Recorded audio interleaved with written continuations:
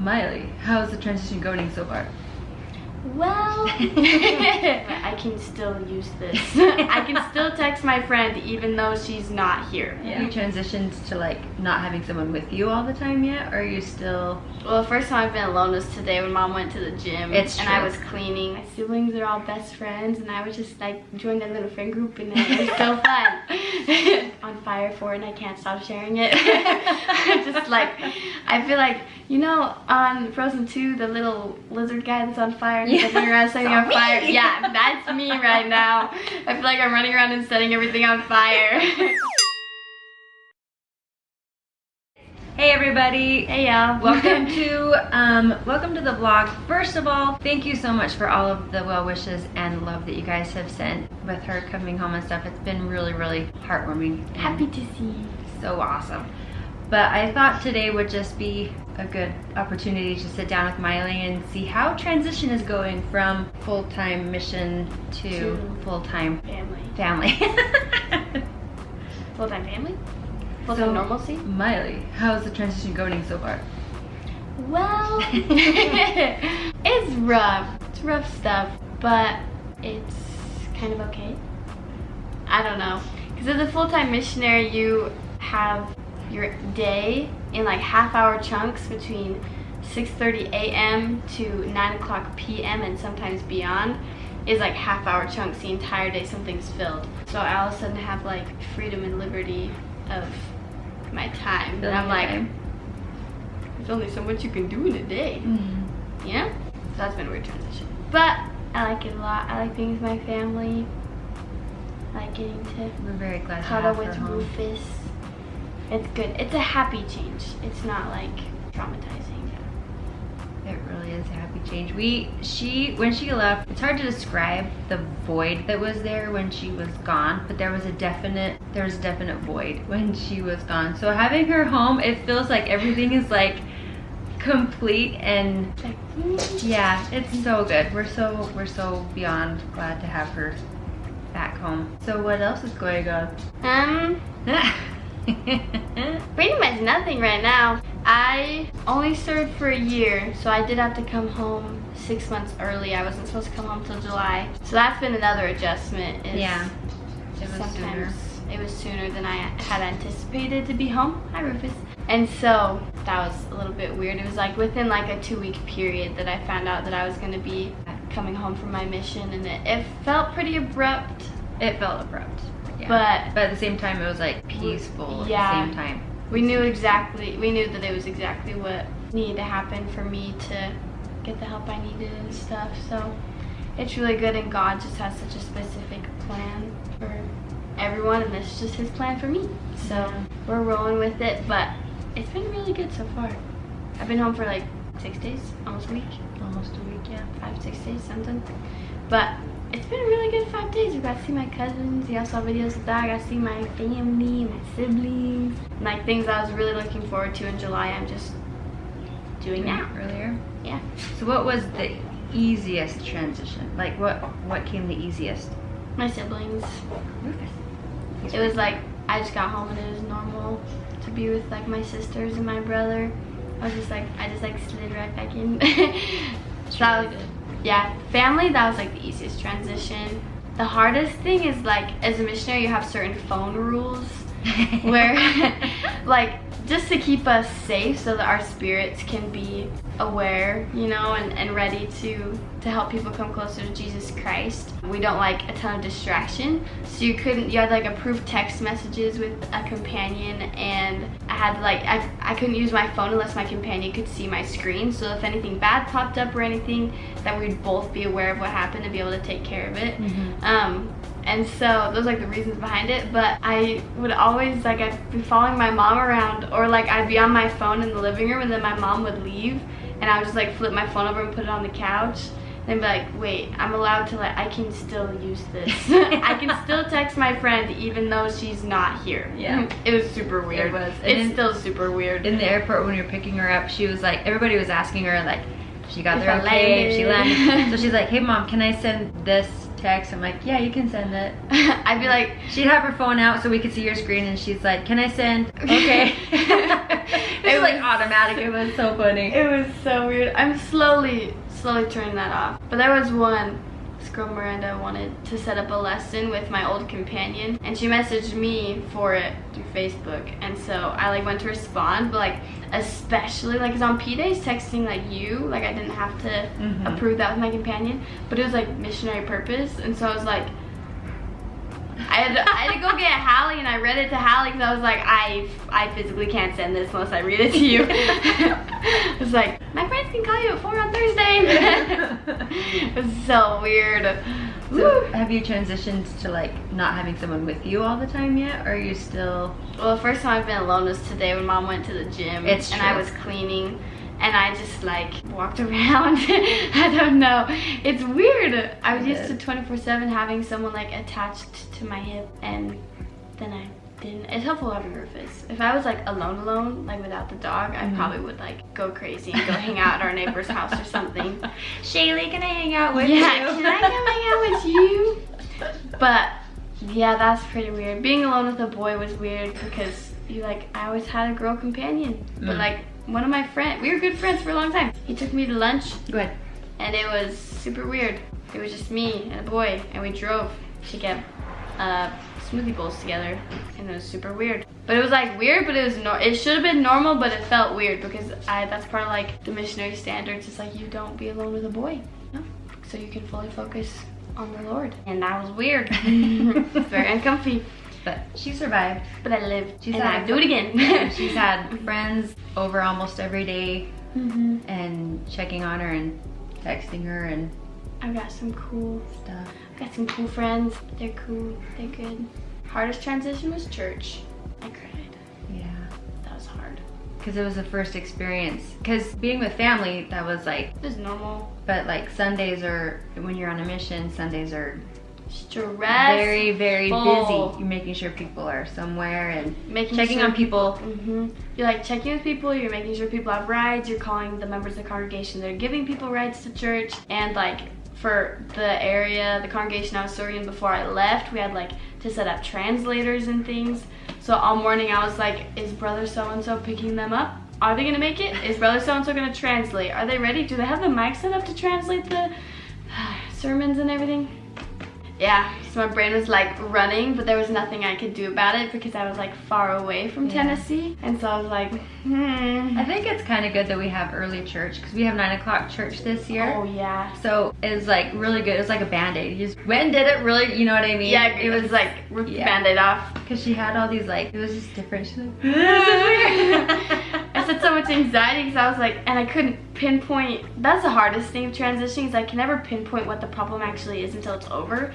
So I'm like, because as a missionary, it's like you get anxious about this thing, so you call this person and it gets taken care of and you're done. But like now I'm like, I'm only taking care of myself. And I'm like, why am I feeling like I have butterflies all the time? It's kind of freaky sometimes, but then afterwards I'm like, oh, I was anxious because I wanted to make sure that this family made it to church, but they're across the country, so it doesn't, I don't know, anyway. Yeah.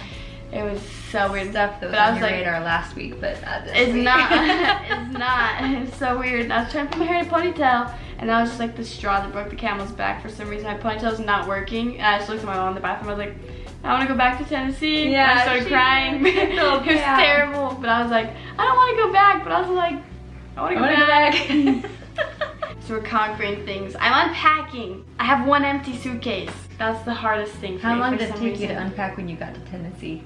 A month and a half. Because unpacking that suitcase, Means you're staying it's like there. cemented. Yeah. I'm like, but like all my mission stuff's still organized, so I had to go back out. I could just like throw it back in and go. But that's not the Lord's will for me, and that's okay. You grow faith by doing things that require more faith. That's right. And this is requiring a lot of my faith. But I did it. I unpacked a bag, and I'm going to finish unpacking by the end of the day. That's my goal. I'm gonna do it. Because then tomorrow's Tuesday. And I don't know what Tuesday holds, but we'll see what happens when we get there. So Miley came home for medical reasons that needed just some follow-up stuff. So she served a full year, gave her heart and soul to the whole thing. We're so stinking proud of her. I shouldn't have said that. And she completed her mission, the reason why she needed to be out there, what she needed to learn, all the things. She's completed that. And good job, Mommy. So she came home for medical reasons, and she has a doctor's appointment tomorrow, and that's where we figure out, okay, what's going on, because she has some plans for her future, college, you know, stuff like that. Yeah. But we can't really move on anything until we figure out what the problem is, what is going on, and what steps we need to take to fix it, things like that. Yeah. So we'll have I'm a lot. No, it's okay, Mommy. She said I can feel the feels. It's okay. You have to.